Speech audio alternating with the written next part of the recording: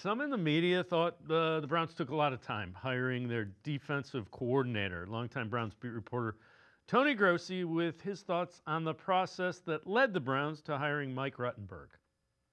If you're going to let your head coach hire his staff, that'll take about a week. It's clearly not happening in Berea. Well, if that's the case, this new staff is doomed to failure because you have to establish your turf right off the bat. And if he hasn't done that, he won't be picking his quarterback. He won't be, learning about his backups being traded until he reads about it.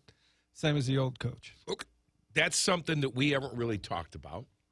The amount of power or decision-making that Todd Monken has. Is this an indication that maybe he doesn't have the power and authority we thought he would initially? Sure it is. That's the coach's turf. If you can't protect your own turf in picking your staff, you're doomed to failure. It's a flawed process. Let's welcome in Chris Easterling, Browns beat reporter for the Akron Beacon Journal. Chris, I wouldn't argue that if you can't pick your staff, there's an issue there. What I would say is I don't think it was an inordinate amount of time to hire the defensive coordinator, given the fact that they were trying to make sure that they did everything they could to keep Jim Schwartz. I think that set it back a little bit. I think those two guys just must not have had anything else to talk about. I'll be perfectly honest. I don't know how you jump from, okay, it took however many, like you said, they had to figure out the Schwartz part of it first. You can't go. So the Schwartz part happens right before the Super Bowl, right? I'm trying to, the Thursday, Friday, thereabouts before the Super Bowl. So we're talking a little over a week.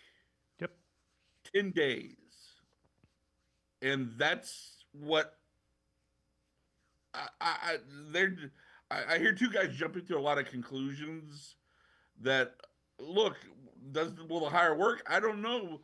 But you couldn't start the process until you figured out the Schwartz of it all.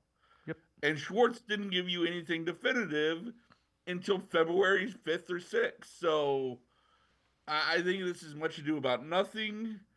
Now, again, we'll nitpick who they hired, based on whatever you want to nitpick it on. But to say, oh, this process dragged out, and this is a sign that Todd Monken wasn't. I don't know how you jump to that conclusion when, again, everything centered on until Jim Schwartz gave you the final decision. He was under contract. You couldn't start hiring or to start the process any different than you could have started the process finding Kevin Stefanski's replacement until you fired Kevin Stefanski. Yeah, and you certainly don't want, if you're trying to keep Jim Schwartz, you don't want Jim Schwartz hearing that you're out talking to other guys about his job.